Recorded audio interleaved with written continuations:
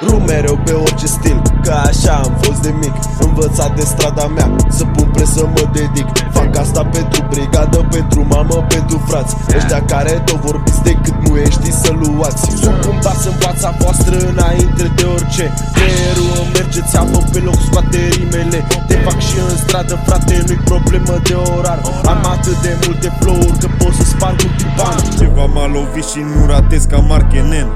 Trag ca Cristiano, 3-2 metri din teren. Trage 4 glanțe și pictează un desen. Când fumez o cioată o fac doar cu hidrogen. Schimbă pizda, dar o pasă, nu-mi pasă. Săptămâna tot ce-mi pasă e cam cât alb avem pe masă. Ca pe Facebook când dă likes, dă la mine overnight. Bag un Xanax în sistem, nu relaxez, mă face hype. Mă face hype?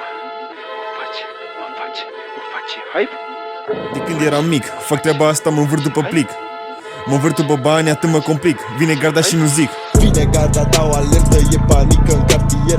Mă baie uriașă, am trecut la alt nivel. Degeaba vor ăștia fai, mă le iau tot ce au pe ei. Joc murdar și fără teamă când vine vorba de lei. Ieșiți de nu spar pe net, le put și le dau reject. Banii îi învârt pe net, nu crezi fin și sunt direct. Las o baltă, nu vorbi, dacă nu știi ce să zici. Mai bine îți vezi de treabă, ești prea mic să fim amici. Nu mereu pe orice stil, că așa am fost de mic. Învățat de strada mea, să pun presă mă dedic. Fac asta pentru brigadă, pentru mamă, pentru frați. Ăștia care tot vorbiți decât muiești să luați. Sunt un pas în fața voastră înainte de orice. Creierul merge țeavă pe loc, scoate rimele.